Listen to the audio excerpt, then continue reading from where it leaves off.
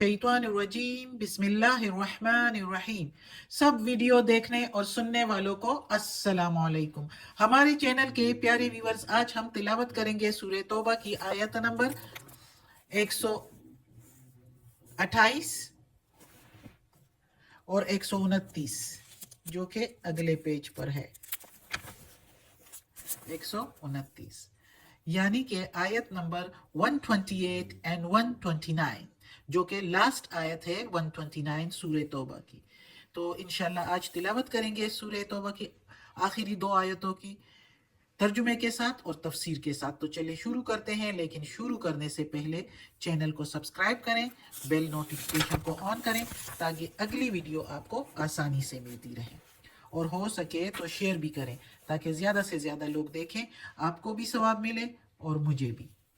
तो चलिए अब शुरू करते हैं आज का सबक। आयत नंबर 128 शुरू होती है यहाँ से। आऊज़ु बिल्लाहि मिनश शैतानिर रजीम बिस्मिल्लाहिर रहमानिर रहीम। लक़द, अलबत्ता, तहकीक, कंफर्म बात जिसमें कोई शक ना हो, अलबत्ता तहकीक, जाअकुम, आया तुम्हारे पास, जा आए पास, और कुम तुम्हारे, रसूलुम मिन अनफुसिकुम, रसूल तुम ही जैसा या तुम में से। अनफुसी के मीनिंग जान, और कुम के मीनिंग तुम्हारे, तुम्हारे जान ही जैसा, और मिन के मीनिंग से। अजीजुन, जबरदस्त है या तकलीफ होती है उनको, या जो है जबरदस्त है ऊपर तुम्हारे, यानी उनको भारी है। जबरदस्त की जगह हम इधर इसके मीनिंग लेंगे भारी है। अलैहि, ऊपर, माँ के मीनिंग जो, अनित तुम, तकलीफ तुम्हारे, तो भारी है ऊपर उसके, यानी रसूल मोहम्मद सल्लल्लाहु अलैहि वसल्लम के, जब तकलीफ होती है तुमको।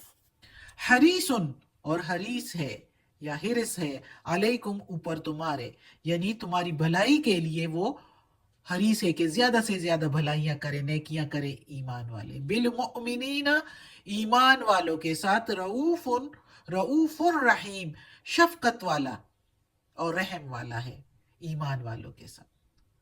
अब इस आयत में अल्लाह ताला कहता है कि रसूल मोहम्मद सल्लल्लाहु अलैहि वसल्लम जो है वो अपनी उम्मत के लिए, सारी उम्मत के लिए जो है वो हरीस है, कहता है कि भलाई हो उनके लिए, वो भलाइयां जो है उनको मिले। सारी इंसानियत जो है वो, चाहे वो मोमिन है चाहे वो मोमिन नहीं है, सारी इंसानियत के लिए वो उस पर भारी होती है जब उनको कोई तकलीफ हो। तो यानी जब किसी की तकलीफ हो तो मोहम्मद सल्लल्लाहु अलैहि वसल्लम को तकलीफ होती है। अल्लाह ताला कहता है, और वो उसको ये हिरस है, ये लालच है कि हर इंसान जो है वो ज्यादा से ज्यादा नेकियां करे, और फिर मोमिनों पर तो उससे भी ज्यादा। जब सारी इंसानियत के लिए इतनी हिरस रखता है तो फिर मोमिनों के साथ उसकी क्या शफकत और क्या मेहरबानी होगी, वो तो फिर और ही ज्यादा होगी जब उसकी हैरवाही सारी इंसानियत के लिए है कि वो कुड़ते रहते थे, गमगीन होते थे कि ये लोग ईमान क्यों नहीं लाते, इस्लाम क्यों नहीं कबूल करते। वो सबके साथ भला का नरम रवैया रखते थे कि किसी तरह कोई जो है ईमान से खाली ना रह जाए, हर कोई इस्लाम कबूल कर ले और हर कोई जो है दोजख के अजाब से बचे। ये खैरख्वाही थी मोहम्मद सल्लल्लाहु अलैहि वसल्लम की।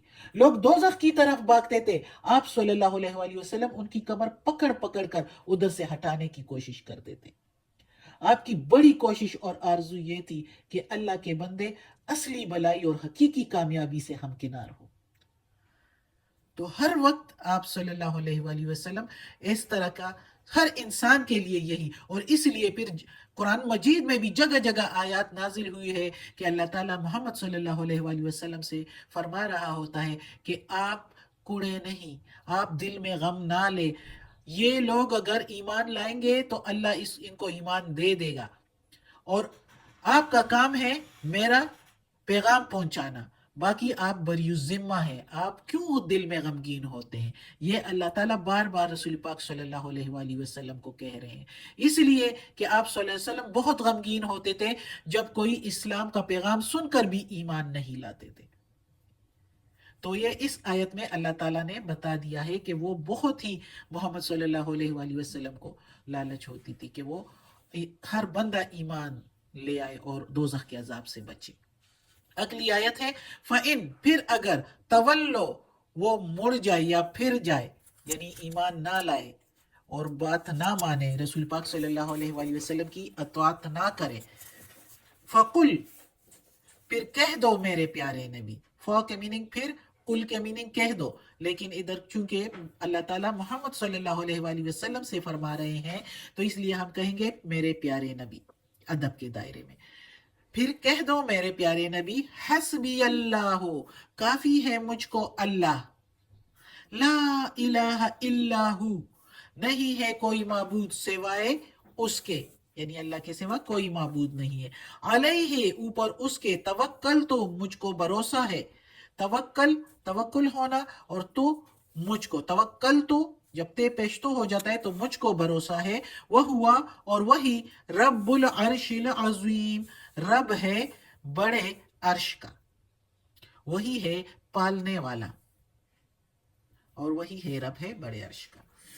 تو اس آیت میں اب اللہ تعالیٰ کہتا ہے کہ اے میرے پیارے نبی، کہ یہ لوگ اگر منہ پھیر لے، اتنی خیرخواہی کے باوجود، اگر آپ کی عظیم الشان شفقت اور خیرخواہی اور دل سوزی کی لوگ قدر نہ کرے تو کچھ پرواہ نہیں۔ تو اللہ تعالیٰ کہتا ہے کہ کہہ دو میرے پیارے نبی ان سے، میرے لیے میرا اللہ کافی ہے،